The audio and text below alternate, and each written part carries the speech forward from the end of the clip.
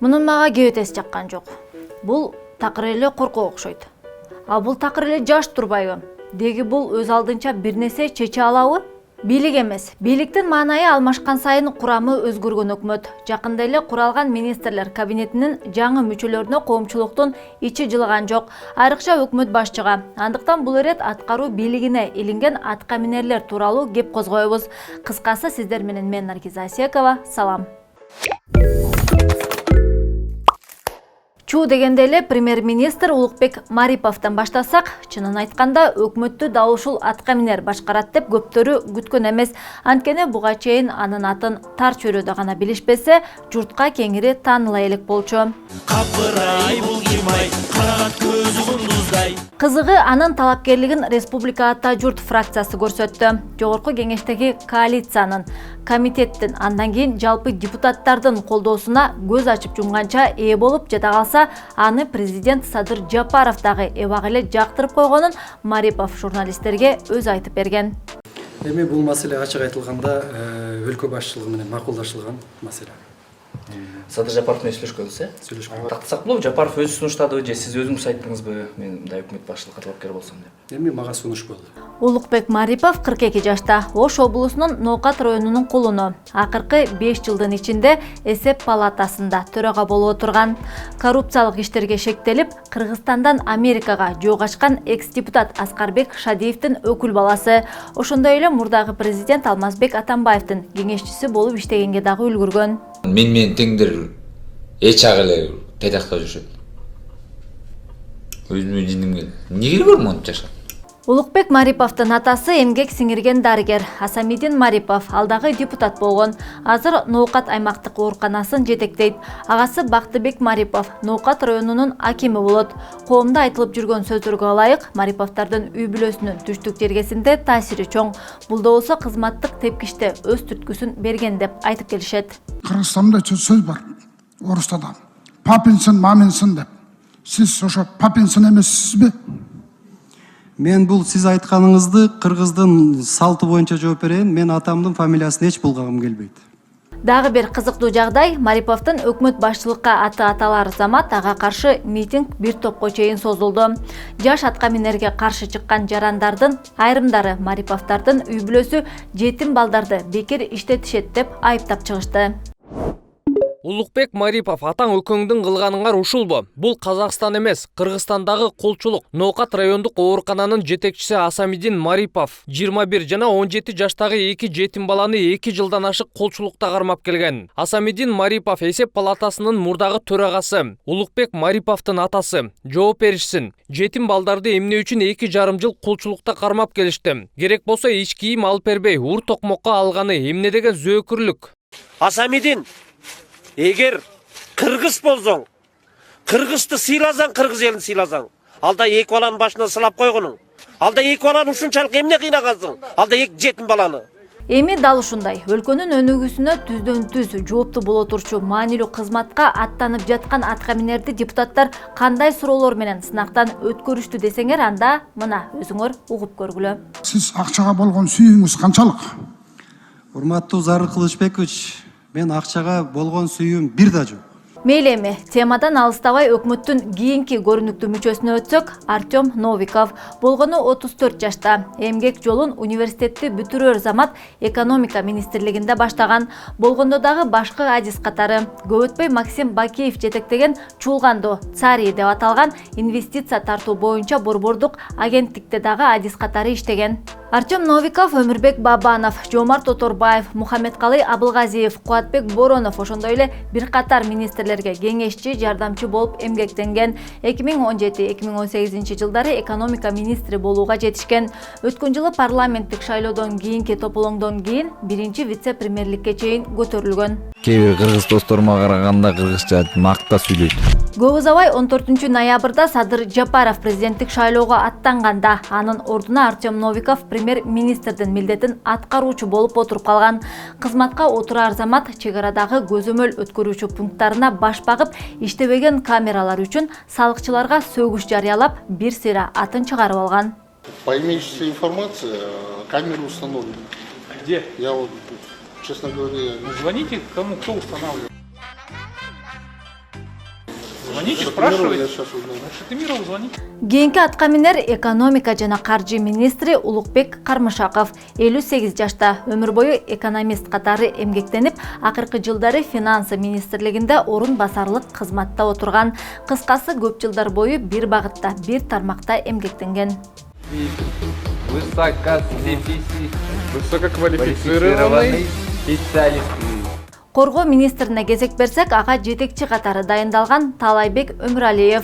Ал тууралуу бир эле кызыктуу факты бар. 2014-жылы аскер прокуратурасы, коргоо министрлиги жана куралдуу күчтөрдүн башкы штабынын аскер кызматкерлерине бөлүнгөн турак жайлар боюнча текшерүү жүргүзүп, Таалайбек Өмүралиевке кызматтык абалынан кыянаттык менен пайдалануу, шалакылык, кызматтык жасалмалоо беренелери боюнча кене коюшкан. 2017-жылы Бишкектин 1-май райондук соту Өмүралиевди генералдык наамынан ажыратып, ири суммадагы айыппул салган болчу. Бирок ошол эле жылы Бишкек шаардык соту Өмүралиевдин генералдык наамын кайра кайтарып берип, 5 миллион сомдук айыпка чыккан. Кызыгы жогорку сот жумшагыраак келип, ага чейинки инстанциялардын чечимин жокко чыгарып, кылмыш ишин кайрадан кароого 1-инстанцияга жөнөткөн. Ошентип өткөн жылдын октябрь айында Таалайбек Өмүралиев куралдуу күчтөрдүн башкы штабын жетектеп калган. Братишка,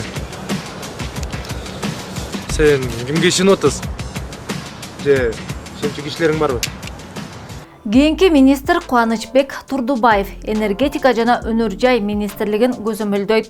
Эмгек жолун катардагы электромонтер катары баштап, энергетика тармагынан чыкпай министрге чейин өскөн. Кийинки атка минер Асель Чынбаева юстиция министрлигине жетекчи болуп дайындалды. Журналисттер анын атына катталган эч бир бизнести таба алышкан эмес. Эгер эмгек жолун карап көрсөк, көп жылдар бою укуктук экспертиза боюнча өкмөттүн аппаратында эмгектенген. Я, например, очень серьезная личность. Өкмөт курамында болгону 2 айым бар болсо, экинчиси Гүлмира Абдралиева, уна архитектура жана байланыш министри. Кызыгал технология жана тигүү буюмдарын конструкциялоо адистигин аяктаган. Эмгек жолун тикмечи катары баштап, транспорт жана жолдор министринин орун басарлыгына чейин көтөрүлгөн. Кезекте айыл чарба, суу чарба жана аймактарды өнүктүрүү министрлиги. Ал жакка жетекчи катары Аскарбек Жаныбеков келди. Ал бир эле маалда 7 жеке уюмдун башчысы катары юстиция министрлигинин базасында көрсөтүлгөн. Маалыматка караганда Аскарбек Жаныбеков буудай өндүрүп, мал кармап, эт чыгарып, суу сатып, тоок багып, насыя берип айтор бизнестин бир нече түрүн колго алыптыр. 9-10 козу, 5-6 чоң кой. Бир кунадын бир кой дейбичи. Бирок жемдин баасы көрүш керек. Ар жак бер жагы менен бир кой деп коеюнчу. Березедин шыкты. Ички иштер министри Уланбек Ниязбеков бул атка минер тууралуу Абдил Сигизбаев чуулгандуу маалымат чыгарган. УКМКнын мурдагы төрагасы президенттикке талапкерлигин койгон Сигизбаев Улан Ниязбеков Садыр Жапаров үчүн насыя алып берип, бирок ал төлөнбөй калганын КТРКнын түз эфиринен жарыя кылган. Мына азыр министр внутренних дел болуп жүрбөйбү? Жигит Ниязбеков. Ал алдагы ушул Садыр Жапаровго ошол банктан 2001-жылы 138 000 доллар алып бериптир. 138 000 доллар. Буну да төлөбөй кеттир. Эң негизгиси кийин тергеп чыкса, ал жанакы Ниязбековтан, Уландан сураса, каякта акча десе, бул жерде өз колу менен жазып бериптир. Мен эч кандай тиешем жок, акчамды Садыр Жапаровго бергем. Мага тийишпей келет. Тышкы иштер министри Руслан Казакбаев убагында Бабановдун оң колу болгон десек дагы жаңылышпайбыз. 2017-жылы президенттик шайлоодон кийин Бабанов өлкөдөн чыгып кеткенде, Бабанов менен Атамбаевдин ортосунда арачы болуп жүргөнү дагы белгилүү. Депутаттык кызматка чейин көп жылдар бою тышкы иштер министрлигинде эмгек өтөгөн. Саламаттык сактоо жана социалдык өнүктүрүү министри Алымкадыр Бейшеналиев 37 жыл хирург болуп иштеп, 2000ден ашуун бейтапка операция жасаган.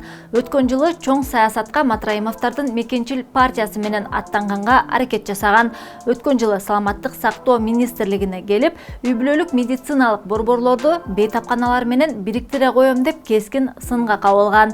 Акыркы жолу коронавируска каршы вакциналарды алып келүүдө эл аралык уюмдар бизге муздаткычтарды берет деп айта коем деп акыры калпы чыгып калган. 30 жаштан бирок 50 жаштагыдай эле жейм. Эмнени жейсиң? Акча жейм экен. Акча жейм. Билим берүү жана илим министри Алмазбек Бейшеналиев 39 жашта, билими боюнча филолог, эмгек жолунда жогорку окуу жайында мугалим болууга, АКШ, Польшанын университеттеринде студенттерге билим берүүгө жетишкен. 4 тилде сүйлөйт: кыргыз, орус, немис, англис тилдерин өздөштүргөн. Кызыгы жаңы өкмөттүн мүчөлөрү куралып жатканда тизмекке илинбей калган. Аны аңдап калган Фейсбуктун активдүү колдонуучулары жана депутат Жанар Акаев ызылдап атып Алмазбек Бейшеналиевди өз ордунда сактап калышкан. Бул конкурс мага кыйын болгон жок. Анткени жумушка киреримди мен билип турдум.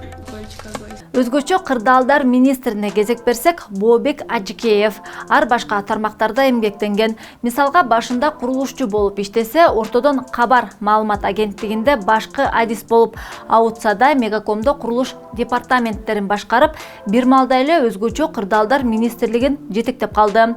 Ушул жерден кызыктуу фактыны кошуп кетсем, ал 2011 жылы президенттикке талапкерлигин койгон Камчыбек Ташиевдин Ош облусундагы штабын жетектеп, ал убакта губернатор болуп отурган Сооронбай Жээнбековго ачык эле каршы чыккан. Мындай укпайт, көңүл бурбайт да мындай. Сен мал катары көрүп турбайбы? Маданият, маалымат, спорт жана жаштар саясаты министри Кайрат Иманалиев, драматург жана журналист. 2011 жылдан 2018 жылга чейин КТРКнын башкы директорунун орун басары болуп эмгектенген. 2019 жылы Маданият, маалымат жана туризм министринин орун басарлыгына илинген. Эми минтип да ошол министрликти аркалап калды.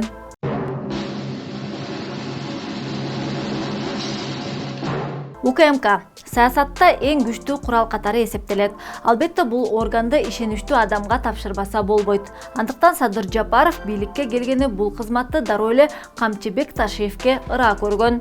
Эми бул саясатчыны тааныштыруунун кажети жок. Болгону ал акыркы күндөрү бекем достуктун символу катары таанылып калды. 2015 жылы парламенттик шайлоодо Өмүрбек Бабанов менен бирге коем деп жогорку кеңешке партиясы өткөнү менен өзү саясий өнөктүктөн четтеп калган. Тагыраагы борбордук шайлоо комиссиясы Ташиев Өнүгүү Прогресс партиясынын талапкерине кол көтөрүп, баш мээсин чайкап, кабыргасын сындырды деген жүйөө менен шайлоого катыштырбай салган. Что деньги появились, себя Богом почувствовал? Кандай? Что слышал? Кызыгы өкмөттүн мүчөлөрү расмий түрдө бекигени менен эми анын түзүлүшү кыйла өзгөргөнү турат. Бир катар министрликтер жоюлуп, башкалары биригип аттарын өзгөрттү. Андыктан биз кийинки чыгарылыштарда өкмөттүн түзүлүшүнө кенен токтолобуз. Анткени президенттик башкарууга ыктаган жаңы конституциянын долбооруна ылайык премьер-министр деген кызмат жоюлганы турат. Өкмөт башчынын милдеттери президентке өтүп, премьер-министр президенттин аппаратын жетектеп, саясий салмагы азаят. Мындан улам Улукбек Марипов коалициялык өкмөттүн соңку башчысы болуп калмакчы. Сиздер менен мен Наргиза Айсекова болдум. Биздин каналга катталып, лайк басып, комментарий жазганды унутпай, көрүшкөнчө аман болуңуздар.